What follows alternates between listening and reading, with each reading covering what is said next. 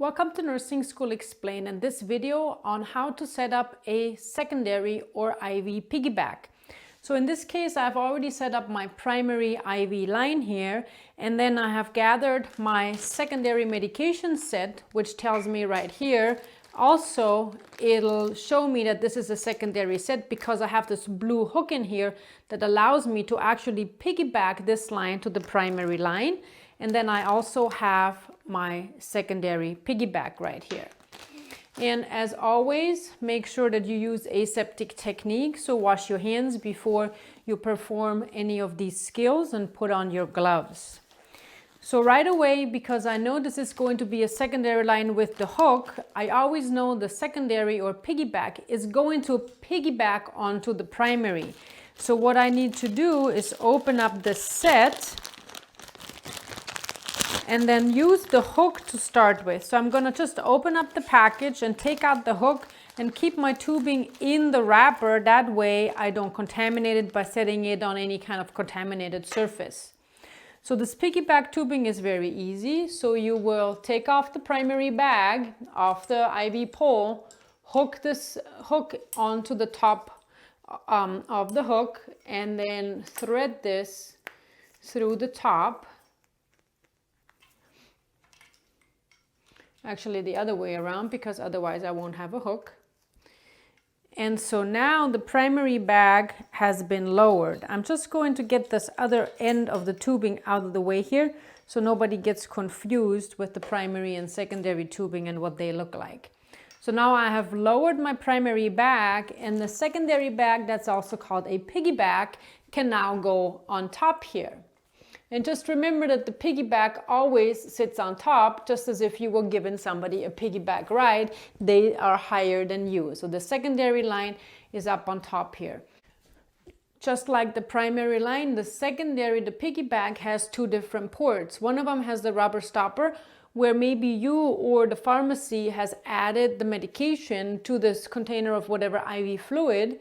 And then the blue tab here, and think about blue meaning fluid, meaning this is where your IV tubing is going to go. So since I've already opened up my secondary tubing, same as with the primary, I take off any paper wrapper, move that to the side, and then the first thing I again want to do is close the clamp. That way I'm not losing any medication. And the secondary tubing is much shorter than the primary tubing. Again, the spiker comes with a cap that I need to take off, but I also need to remove this cap here so that I have access to my port. Remember, I don't want to touch the spiker once I remove the cap with anything on the outside here. I want to make sure I just put it inside the port. So I'll take this off. My clamp is closed. I will stabilize the port with my non-dominant hand and then use my dominant hand to gently swivel this in here, not touching the spike that's going inside the bag. Sometimes it just takes a little push, and I again take it until the spike is flush with the port, so that no part of the spiker is outside of the bag. And now I have a couple of options. Many times in your IV piggyback you have a medication added. So if you were to prime this by gravity, you could theoretically lose some drops, and then you would miss giving the correct dosage because now you have lost some of the medication. Which is why we can prime the secondary line by what's called backpriming it. And this is a very cool thing that we can do. Now that I've set up my primary and my secondary IV piggyback, I will need to connect the two. Keep in mind that both clamps are still closed, and I use the port that's closest to the bag of the primary line, and I wipe it vigorously for 10 to 15 seconds.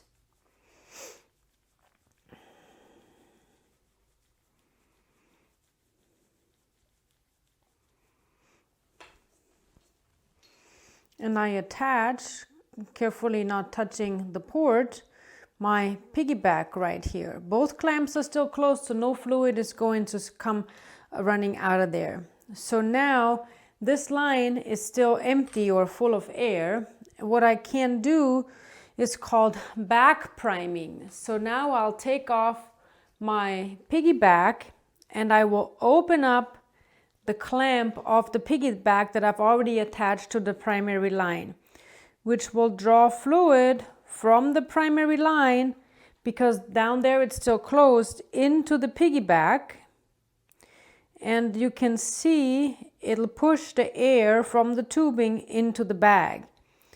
And I can do this very carefully, and the higher I go with the bag, the slower the fluid moves. The lower I go with the bag, and of course the more I open up the clamp, the faster it's going to go. And then I can slowly see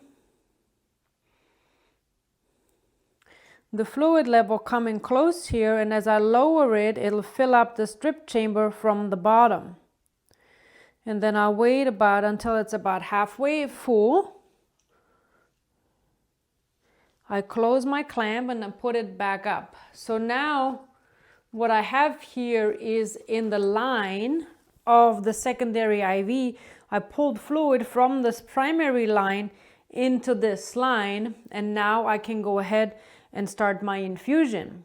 So whether you use a pump or you use this by gravity, make sure that the bottom clamp as well as the top clamp are open so that you can regulate it. Because if you keep the secondary line closed and you either program the pump or you just use it by gravity, you will only infuse the primary line, as I'm doing right now.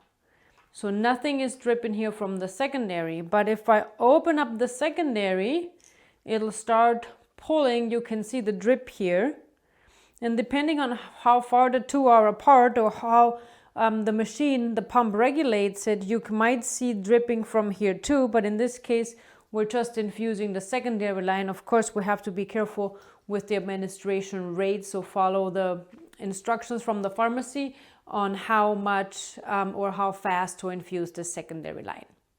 Thank you so much for watching this video on how to back prime a IV piggyback. Also check out the other videos in my medication administration playlist on how to prime a primary line, and the same thing could apply to the secondary or piggyback by gravity, which is a lot simpler, but you're at risk of losing that medication like I discussed before. Thanks for watching. See you soon.